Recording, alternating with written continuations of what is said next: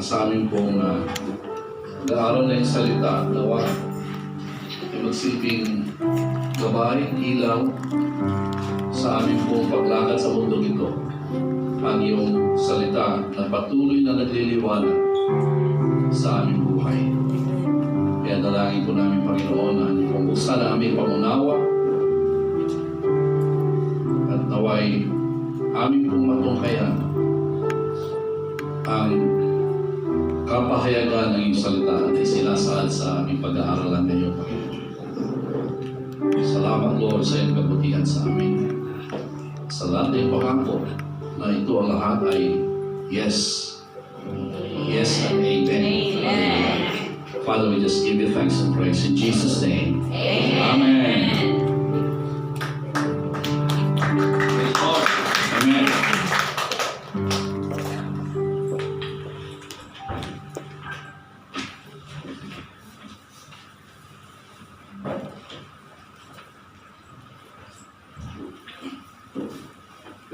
Praise God.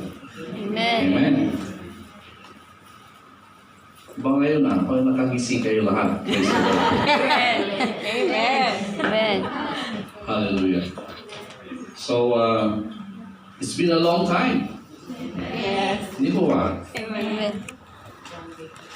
1 month ata. 3. When we, hindi ko nagduwagi ito, hindi pa ako nag-fix. Amen. Amen. So, 4 Sundays.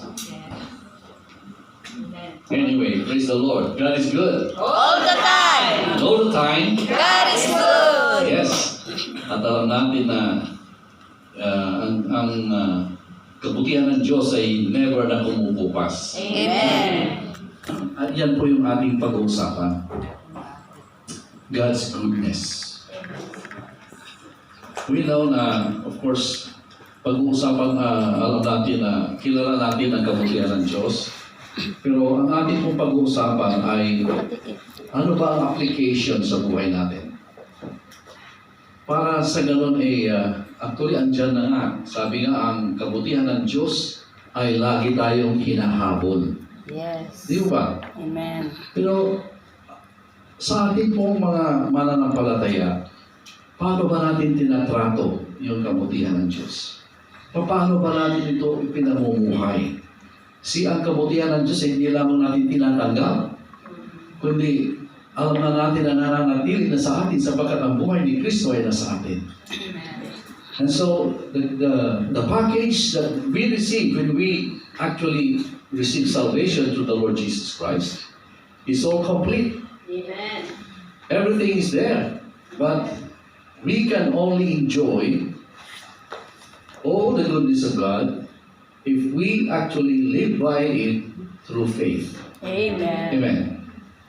Sa ayon sa ating pananampalataya, sabi nga sa Exodus 33 verse 18 to 23 na istorya po ito na si Moses ay kinausap niya si Lord at sabi niya, ipakita mo sa akin ang iyong kaluwalhatian, glory. Show me your glory. Pero sabi ni Lord, panatili ka dyan sa isang cliff, ako ay dadaan. Tatakpan ko ang mata mo sapagkat kung ako'y makikita mo, mamamatay ka. Sabi gano'n. At ipapakita ko sa iyo ang kabutihan. Ang aking kabutihan. Amen. So, equation po, the glory of God is His goodness. Amen. Amen? And we know that when we reflect that glory, ay yung goodness ng Diyos ay mararanasan din ng iba sa pamamagitan natin. Amen. Sapagkat yun po yung bottom line, yung purpose ng goodness ng Panginoon. At alam natin na ang pagmamahal ng Diyos, alam niyo yung expression ng pagmamahal. So we can always say, I love you, God loves you, but how in tangible terms, how do we really experience the love of God? It is through His goodness. Sapagkat ang kabutihan ng Diyos ay nilalaman lahat ng characters niya. Sabi nga doon, siya ay mapagmahal, siya ay mapagpatawad, siya ay maawain, siya ay mapagbigay. Diba? Siya ay generous. He gives, He always gives. Amen. Amen? So, every attribute is expressed through His goodness. And that is the love of God. So, pag nakita mo yung kabutihan, mararanasan mo yung pagmamahal ng Diyos. Amen. Di ba, pagkamahal mo ang isang membro ng pamilya mo, paano ba ipaparamdam? Lagi kang mabuti sa Kanya. Di ba? Sometimes nagagalit ka, pero actually, ang purpose mo ay kabutihan para sa Kanya. Amen. Kasi mahal mo siya. Amen. So what I'm saying here, the expression of God, the expression of the goodness of God is actually His love. Amen. Amen. So goodness and glory comes together. The glory of God is in His unending goodness. Amen. And our responsibility and reason for being in the kingdom is to bring the reality that is in heaven. And that is glory and goodness. So God's passion for goodness is so strong, it changes those who come into contact with it. David knew this actually, as he wrote Psalm 23. Okay? Psalm 23, let's go to the scripture. Verse 6, the last verse, I think. Surely, sabi nga, let's go to the Psalms 23, verse 6. Ayan, babasahin ko sa TPT. So why would I fear the future? Only goodness and tender love pursue me all the days of my life. Then afterward, when my life is through, I'll return to your glorious presence to be forever with you. Wow. Ang ganda po ng rendition po dito sa TPT. Sabi niya, so, why would I fear the future? Only goodness and tender love pursue me all the days. Pursue. Ito yung kinakanta natin na yung, run after you. The goodness of God is running after you. Totoo po yun. It's literal po. Hinahabol tayo.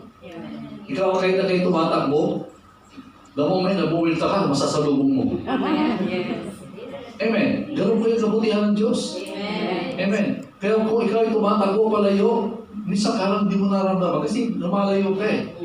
Amen. Pero the moment na huminto ka, tumarap ka, mararamdaman mo Amen. yung yakap, yung totoong pagmamahal na nagmumula sa Diyos. Amen. Amen. Hallelujah. Sa Psalms, let's go to Psalms 27, verse 13.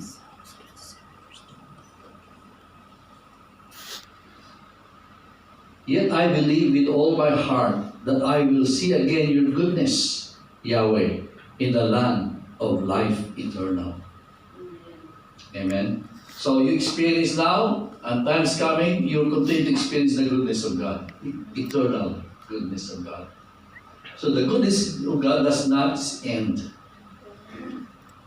That is His nature, because it is the expression of God's love. Amen. Hallelujah. So what if all your emotions therefore actually arise out of goodness so that we are not actually vulnerable to things going on in the world that can affect us adversely, because it comes from the goodness of God. Because the goodness of God overcomes everything that is negative. Amen? So, paano na lang kung ang ating buhay ay umaapaw sa kabutihan ng Diyos? Lahat ang darating sa iyo ay walang magagawa kahit anong gawain ng kalaban. Amen. Kasi, kung sabi, umaapaw ang kabutihan ng Diyos. Amen. Amen? Actually, when you decide to live by the goodness of God, through His goodness, and by His goodness, for His goodness, then you'll continue to you'll continue to experience the presence of the Lord in your life. And when His presence is all with you, anything that happens, sabi nga and we know that everything work together for good for those who love God. Amen. So, alam natin na kahit anong sitwasyon meron ka, kung ikaw ay nasa Panginoon at ikaw ay lumalakad ayon sa kabutihan ng Diyos, amen? Alam mo na kahit na ngayon halimbawa masama, hindi maganda ang mga sitwasyon, in the end, it will be for your good. Amen. That's the promise of God. Don't you know? Don't you know that there is a huge deposit of goodness in your name? Amen. Let's go to Psalms 31.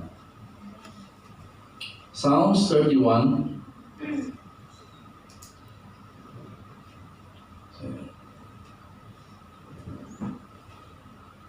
Verse actually 19.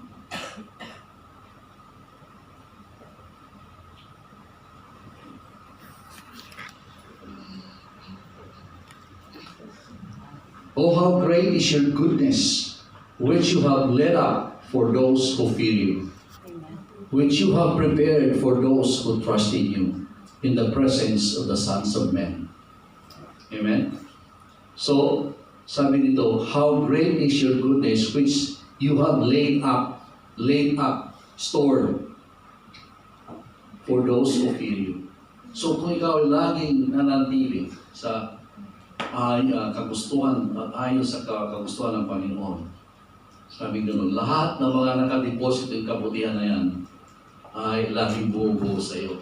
Pag kailangan mo, withdraw ka lang ng withdraw, hindi na uubusan. Sabi nga, deposit eh. So, pwede ka ma-withdraw. Dahil para sa iyo, nasa pangalan mo yun. Every one of us, wala pong exception. Every one of us. Amen? Wala pong exception. And the condition is, if you abide, live by His will. Amen. Amen. So if you're going to believe something about God, believe something that is outrageous. Diba?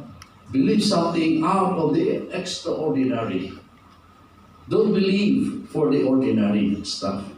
Believe in the lavish, sometimes generous, something huge that comes from God. So it is important that we do not just see goodness contained in an isolated act of benevolence in Jesus, but we see a lifestyle, expectation. It's part of a relational experience that you have an expectation all around you, that no matter who you come into contact with, goodness is flowing through you. Amen. So, yun po yung gawin po nating lifestyle. Kung alam nyo kasi, pagka ninais mo po yun at lakaran mo po yun, ang Diyos ay laging nandyan sa backup sa iyo. Laging bumubuhos. Ang kapangyarihan ni Jesus ay laging nagtatrabaho para sa iyong kabutihan. Amen. Amen. Hallelujah. Sabi nga goodness and mercy are following you, and they are good. You cannot shake them off. They track you down. He's hunting you down so you can have an experience of His goodness, which are utterly compelling and life-changing. Amen? Goodness is both a breakthrough experience and an ongoing lifestyle experience. Kung ikaw ay nasa Kristo at ang isip mo ay nakapalagay lagi kay Kristo, hindi mo kailangang pilitin o you don't have to exert effort to experience the goodness. Goodness will just follow. Amen. Amen? Sabi nga in the Acts 10:38. Jesus went about doing good and healing all who were oppressed by the devil. Sabi dito, all. Nung siya nandito bilang tao, nung siya nagkatawang tao, amen? Sabi niya, He went about doing good and healing all. Walang exception. All, anong klaseng sakit niya, man, He will heal everyone. And this is actually the true hallmark of every disciple. Dapat, alam niyo ba yung oozing, the goodness of God should be oozing through our lives. Sa iyong kilos, sa iyong pananalita, yung mga gawa mo, yung trend ng iyong pag-iisip ay bawat kabutihan. Amen? So goodness has always been ever present in all that God is and is about. For whatever He does, it's about the goodness of God. Goodness is one of the fruit of the Holy Spirit that is in chapter Ephesians 5:29. In Matthew 12:35, that a good man reveals the treasures of his goodness to the world. Sabi nga yung mabuting tao, asahan mo na ang bunga ng kanyang gawa, salita, lahat ay mabuti. Pero an evil person is the opposite. Di ba? Ang asahan mo, wala kang maasahang mabuti. So, in Colossians 1:10, it says, it's only when we commit ourselves to goodness that we truly come under our increase of knowledge. Amen. When you commit yourselves to goodness, doon lang actually magkakaroon ng liwanag ang iyong pag-iisip. At ang kapahayagan ng Diyos sa kanyang katotohanan sa kanyang salita ay lalong palalagdagan sa iyo. Idadagdag ni Lord sa iyo. Okay? So ikaw ay, every time that you operate in the goodness of God, lagi ka na-upgrade. Na-upgrade ka sa kabutihan ng Diyos. Amen? And you always experience the presence, you always experience God Himself. Amen? So the purpose of the Holy Spirit is to actually get you to commit to goodness. Okay? It is not an idea, not as a concept, but as a lifestyle.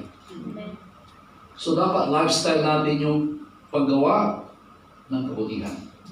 See, kagaya na sinare ko kagabi,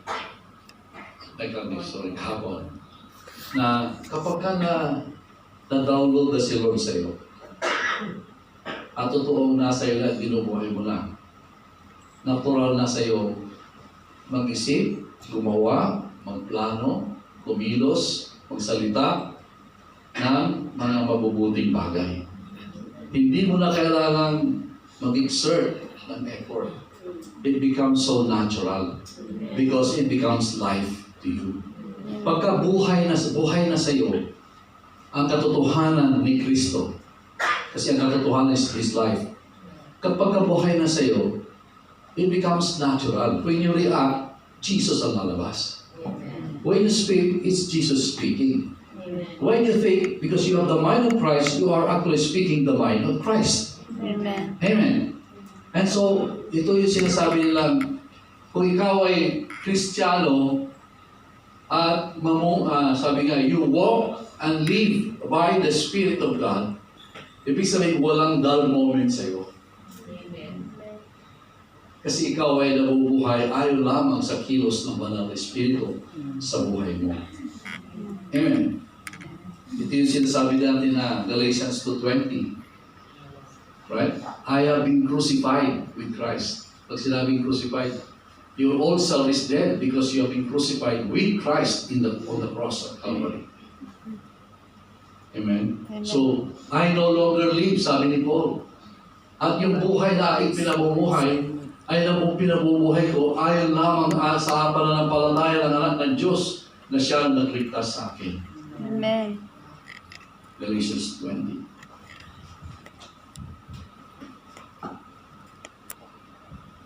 So,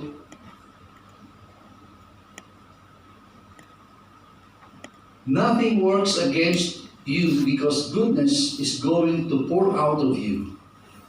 Your enemies are not safe because even your enemies will experience the goodness of God. So, in your perimeter sa iyo, kung ikaw ay namumuhay ayon sa kabutihan ng Diyos, walang safe sa iyo. Ano ibig sabihin ng safe? Ligtas. Lahat ay makakaranas ng kabutihan ng Diyos. Amen. Amen? Because it becomes natural. Kahit hindi ka nagsasalita, your mere presence usher in the presence of God Himself. Malalaman po nila yan. Alam niyo ba yung ako sa aking experience ko yan, pagka ang tao ay makadiyos, ang sarap silang kasama. Yeah. Wala kasing problema. Amen. Magaan ang espiritu. Amen. Hindi ka ma-stress. Yeah. Amen. Kaya, Amen. yung bang gusto mo lagi makasama. Yeah. Amen. Amen? Ano pa ako? Opposite ko kapag ka hindi. Amen? Kasi pagka hindi po mananampalataya kasama mo, lahat ng ibubuga ay bigatin sa iyo. Yes. Yung hinaing, di ba? Yeah. Sasalingan ka ng mga problema. Sasalingan ka ng mga tampo. Sasalingan ka ng mga galit. Tama. Kaya nakikinig ka lang, na-stress ka lang. Di ba? Amen. Ito mo yan. Amen. Yeah. Correct. Pero kung, alam niyo, may ma-experience yan eh, na people want your company, especially pagkakapwa Christians. Pero kahit hindi po, we always experience that. Even yun po yung sinasabing experience nila Pastor Pao, at sila Sister Abby, at sila Pia. Pagka sila nagme-minister, lagi pong hinahanap sila. Pagka nandun na sila, parang kumakalma, pati mga bata. Wow. Amen. Amen? Amen. Kumakalma at nakikinig at natututo kasi nakikinig sila, they listen. Iba yung presensya ng may Kristo. Amen. At kung ang papunta mo sa isang lugar, ang purpose mo ay si Kristo. Amen. Praise God, because the moment you do that, God continues to work. Amen. And the people around you will experience the work of God through you. Amen. So, purihin ng Panginoon. Actually, yung iba, mahipo ka lang, gumagaling na sila eh. Amen. Kung masakit ang ulo, na iibsan yung kanilang nararamdaman. Di ba? Amen. Why? Because you carry the power of God. You Amen. carry the life of Jesus. Amen. This is a reality. Amen? You carry the goodness of God. Amen. You are operating in the goodness, so the goodness of God does not stop. Amen. You don't have to do things para kumilos po yung goodness. Your mere presence actually activates the goodness of God through your life. When you speak, when you move, when you work, when you help, when you extend your hand, napapakalma. You know why? The enemy also does not like the presence of God. So kung ikaw dala-dala mo ang presensya ng Panginoon, ang diablo ay lalayo. Amen. Kasi the enemy cannot stand the presence of Jesus. The mere mention of the name of Jesus, sabi doon eh, the enemy trembles. Yeah. Kaya kapag palati mo binabanggit ang pangalan ni Kristo, hindi makakalaga ng demonyo. Imagine, every time you mention the name, they tremble. Yes. Amen. Amen. And that is the goodness of God working through you. Amen. So when you travel in the goodness of God, you don't recognize enemies. What I'm saying, recognize enemies. Kasi wala naman tayong kaaway. Ang kaaway natin si Diablo. Amen? So when you travel in the goodness of God, kahit na yung mga taong nagkikriticize sa'yo, you do not look at them in your own eyes. Amen. You look at them in the goodness of God. Amen. Ang dala-dalawang lens is the goodness of God. At alam po ba ninyo na yung mga taong may nakikisap, the moment na maka-encounter ka, ma-encounter ka nila, masya-shut up yung kanilang bibig. Kasi ang mararanasan nila ay kabutihan ni Lord. Amen. Because that is your intention, to give away, to share the goodness of God. Amen. Amen?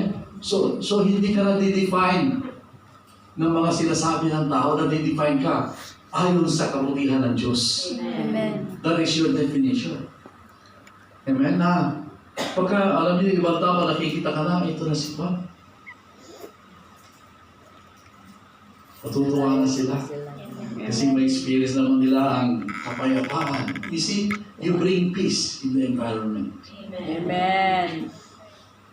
Makakalataan niyo po yun.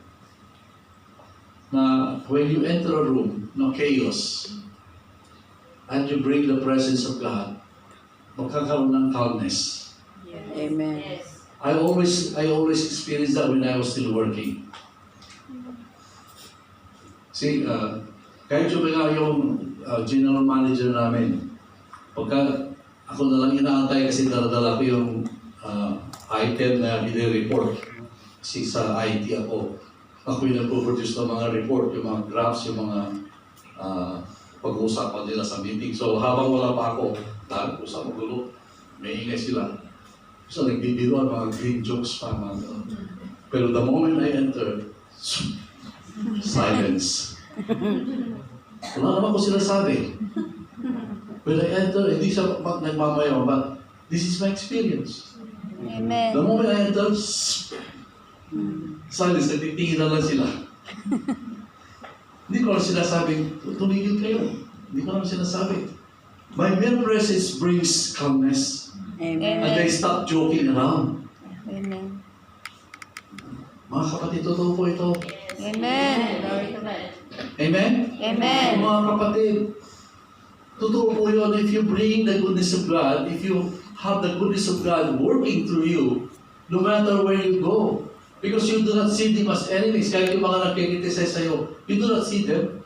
Actually, pagka alam mong kinikriticize ka, ipagpipray mo sila. Instead na maggaganti ka or magbabay, magbabato ka ulit, ibabato mo yung hindi maganda. Di ba ba? Because that's not our nature. Amen? We do not respond evil by evil. Yeah. Amen? Amen.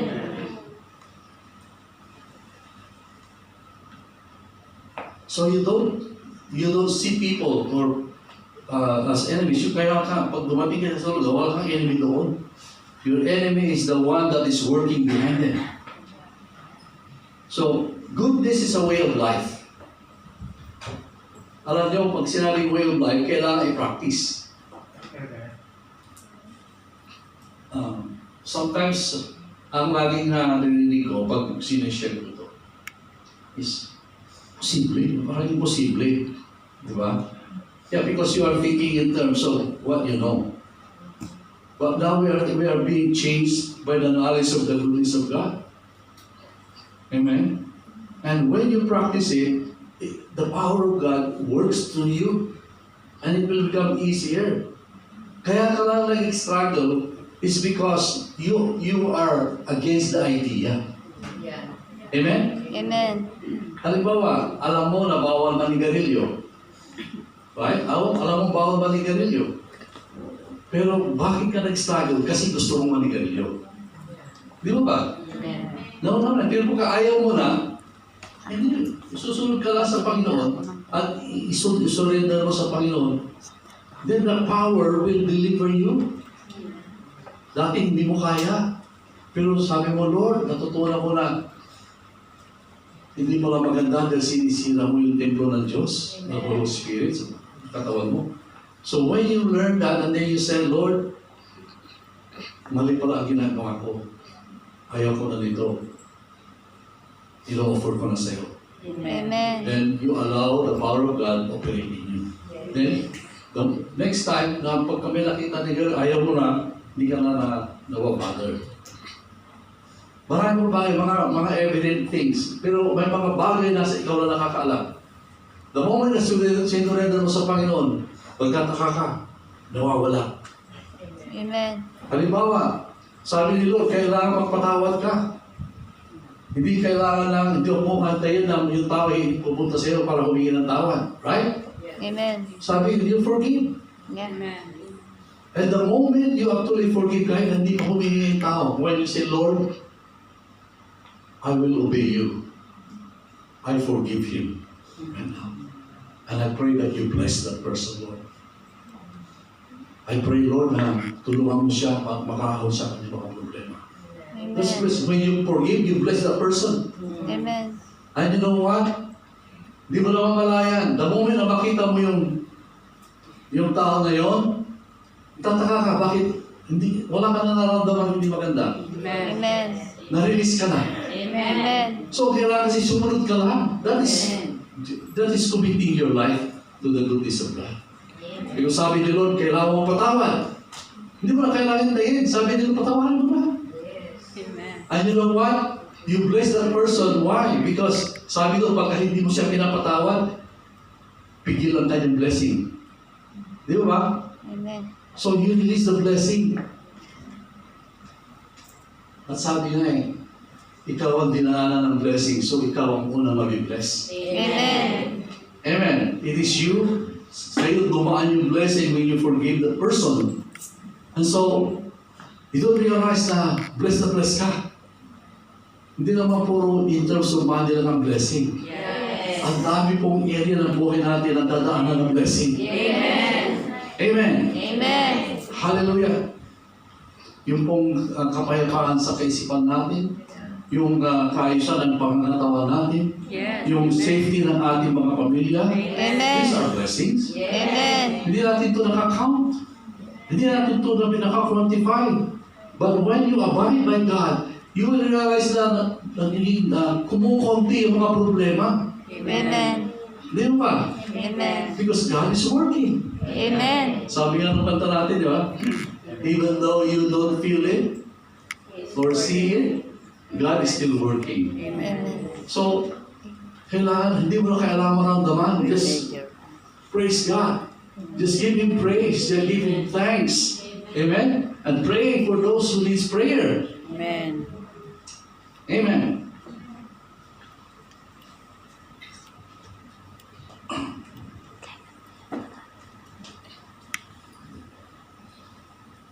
Romans 3:23. For all have sinned and fall short of the glory of God. So, fall short of the glory. Ibig sabihin, at some point, humihinto yung operation ng goodness sa'yo. Kaya you fall short. Amen? Ito po yung sabi nga, hindi tayo maliligtas ayon sa ating kakayanan. Dahil hindi natin kayang iligtas ang ating sarili. Amen. Yung term na ginamit ka sa special sharing, hindi pwedeng manggagaling ang kasagutan doon sa problema. The problem cannot answer for itself. Amen? But the answer comes from the one who has the answer. And that Amen. is the Lord Jesus.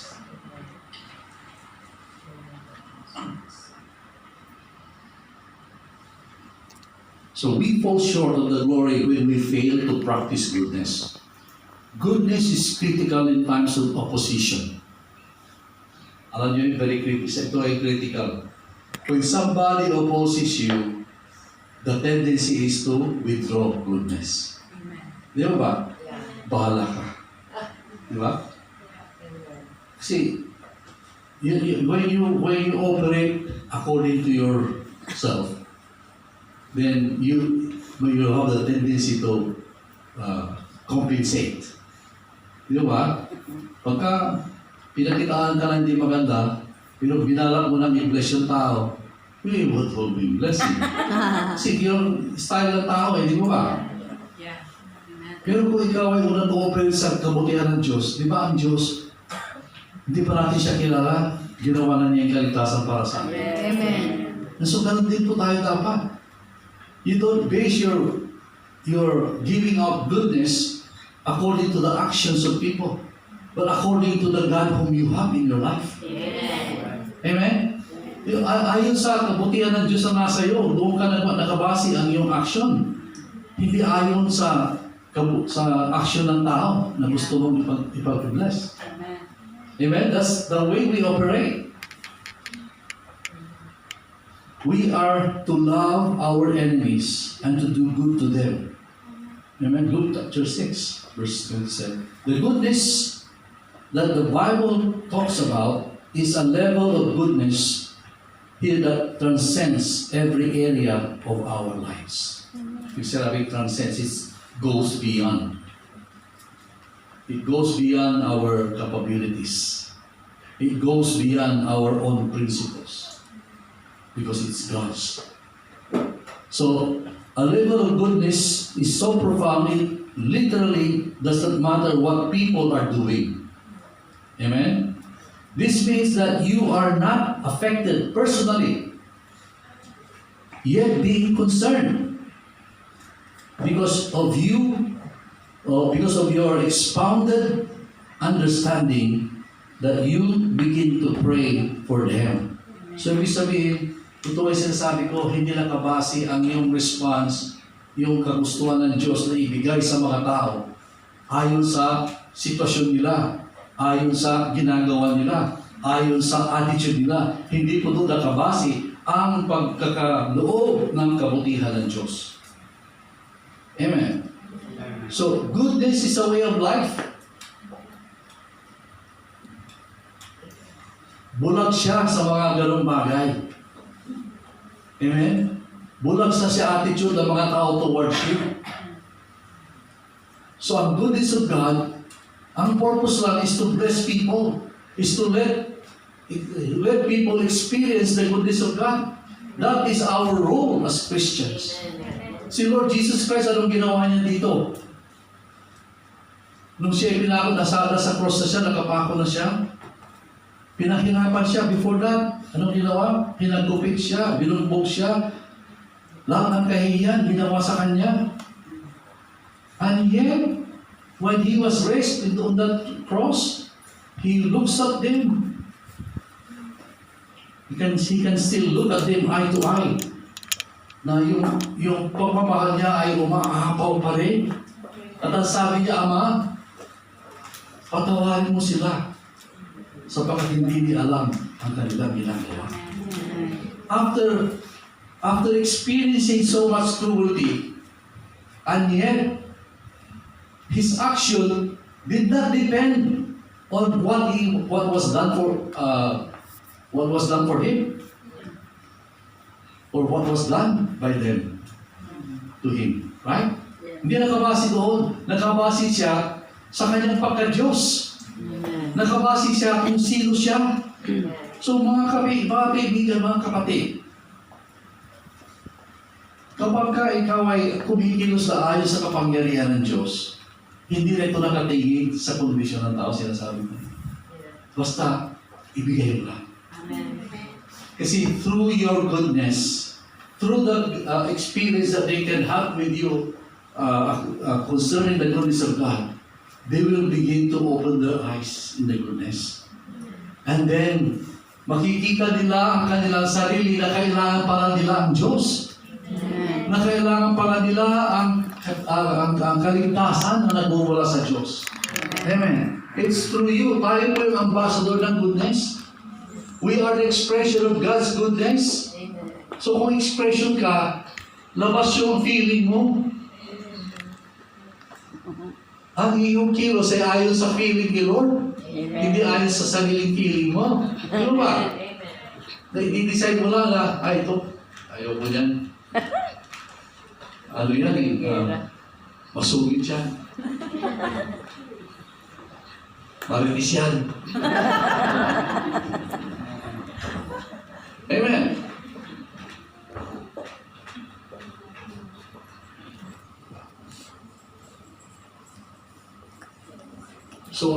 affected personally when we are actually giving up the goodness. Amen. To live in a place of such incomparable goodness, is you're not scared about being taken for granted. Okay? Kahit na ikaw ay taken for granted, hindi ka pinansin. Amen?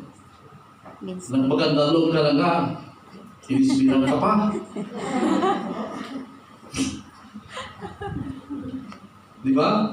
Ay, maraming tao mo, sira na araw nila pag gano'n. Yeah. Di ba?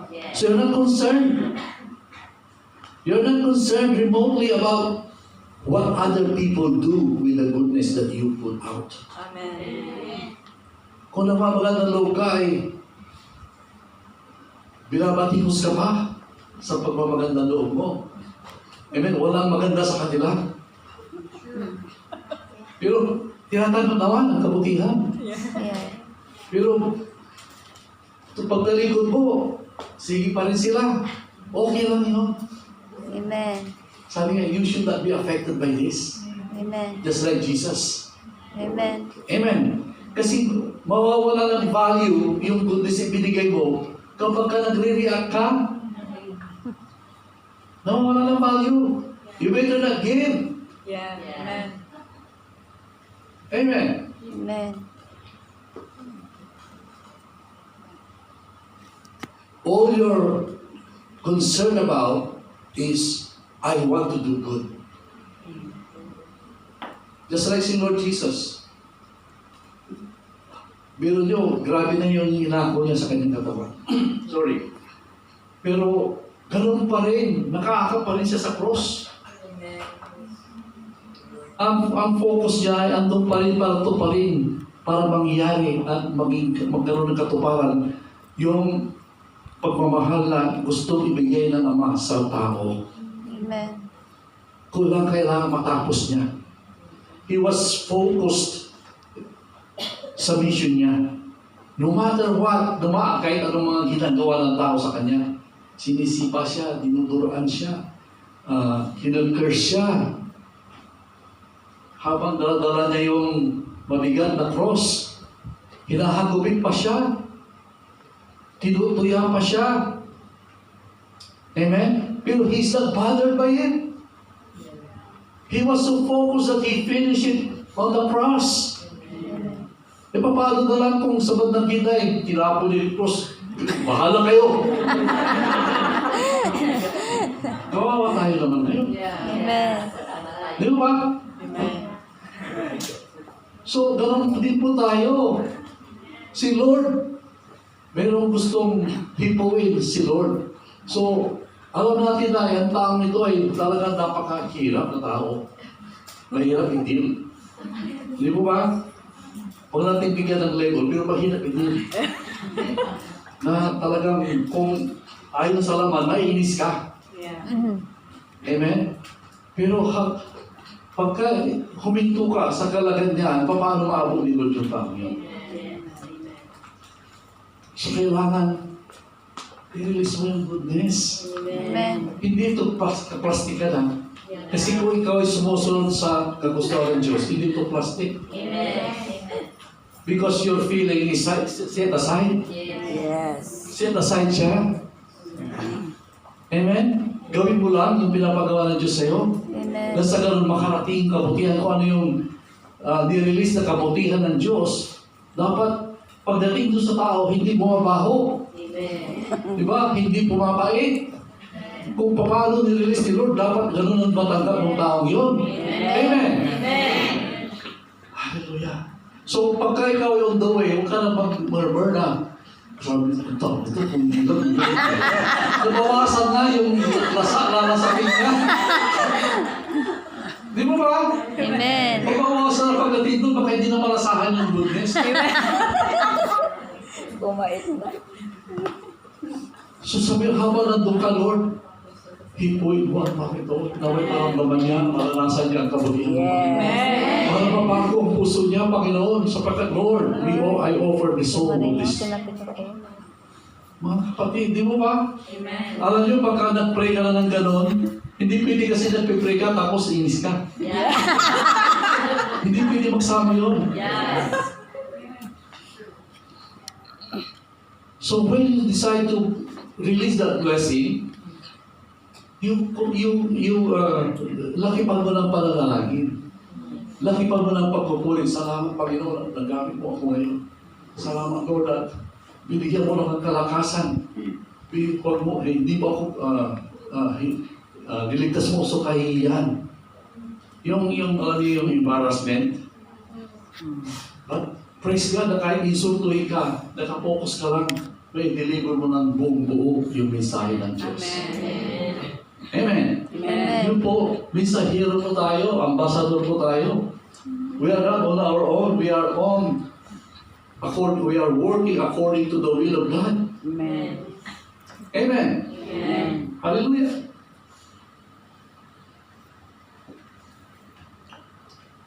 All your concern is doing good according to God's goodness. So here's the thing about goodness. You can be in charge of it. Ano ibig sabihin? In charge yung pwede mo i-manipulate, pwede mo bawasan, pwede mo dagdagan, pwede mo i-manyobra. No, the way God wants it, you do it. Okay? Yan po ibig sabihin, no? So you don't get to play favorites. Pag sinabi ni Lord na itong taong ito ang ano mo, ay nakita ka, kakilala mo siya, mas mabuti pala siya. Walang favorites. Yes.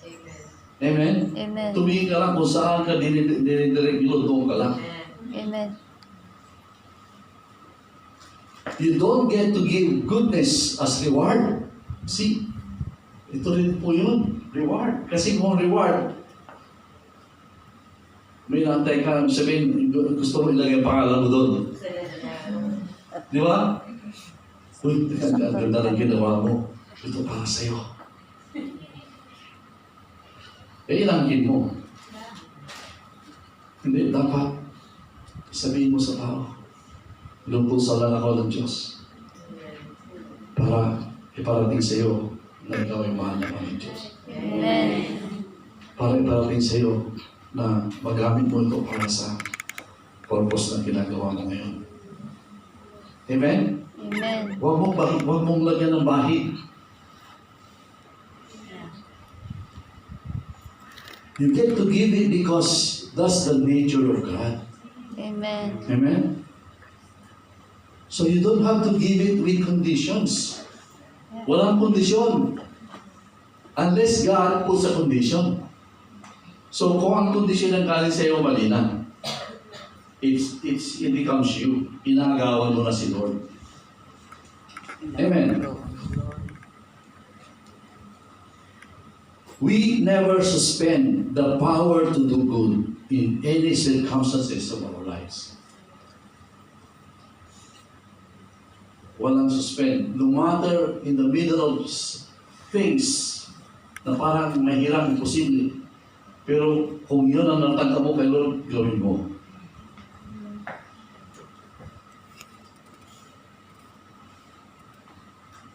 Goodness has an extraordinary power for the giver and as well as the recipient. Amen? So when you decide to deliver the goodness of God, you are given an extra power.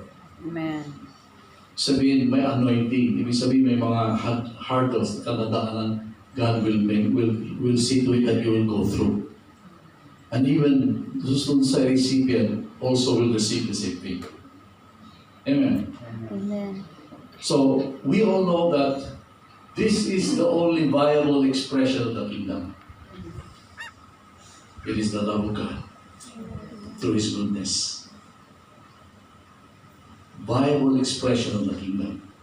We are kingdom people. We belong to the kingdom of God. Amen. So our lives should be according to the rules of the kingdom. Amen. Amen? And one of the major rules is this one.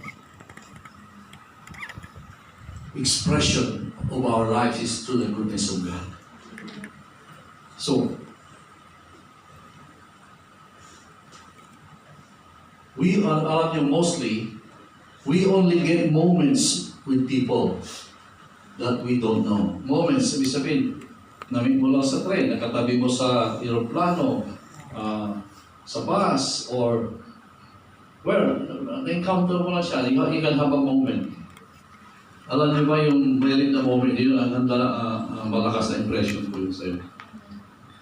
How do you allow God to touch people through those moments?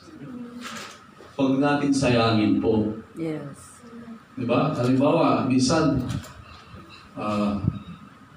pagka nakasakay tayo sa train, tayo pa yung masungin.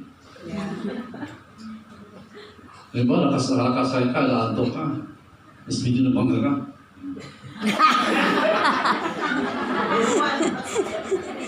Nasira na. Nahiya ka na mag-deliver. Amen. Hello? Amen. So, alam niyo yung mga moments na yun, very precious kay Lord. When God opens up an opportunity, do it. Amen. Kasi kung ikaw ay gumagawa na alam mo na si Lord ay nagbukas ng opportunity. There are times na talagang wala. But of course, dapat makikita naman sa asal mo kung paano ka kumikilos. Amen. Di ba? Kaya huwag kang laging masungit, nakasimangot. Hindi magandang impression po yun. Di ba? Amen. Nakita niyo ba ang Diyos ay nakasimangot? No. Hindi.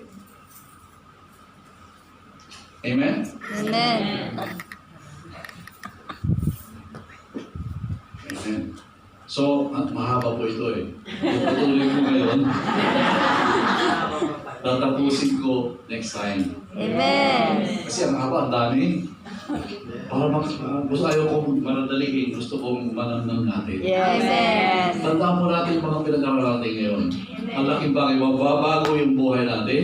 At maraming mga kaluluwang mapapasaya ng dahil sa inyo. Amen. At ang Diyos ay matutuwa din kapag ka natuwa ang isang kaluluwa dahil sa ipinakita mong kabutihan ayon sa buhay ni Lord. Amen. Amen. Amen. Praise ng Panginoon. Praise the Lord! Amen. Glory to God. Thank you. Let's pray. Father, we're so thankful once again. Totoo ka, Lord, napakabuti mo. Ang iyong salita, Panginoon, ay lagi po nagpapaalala sa amin kung paano namin ipamumuhay, Panginoon, ang katotohanan patuloy namin tinatanggap mula sa iyo. Subalit, Lord, nasa iyo pong kapangyarihan to sa Banal na Espiritu na aming pong tinanggap mula sa iyo, na siyang nakapaloob kung saan ang buhay ni Kristo, na siyang simbolo ng aming pong pamumuhay sa mundo ito, Panginoon. Kaya dalangin po namin na kayo po inyong samahan, tulungan at gabayan sa aming pong pamumuhay araw-araw sa mundo ito. Naway pangalan po ninyo ang siyang maitaas at maluwalhati. In Jesus' name. Amen.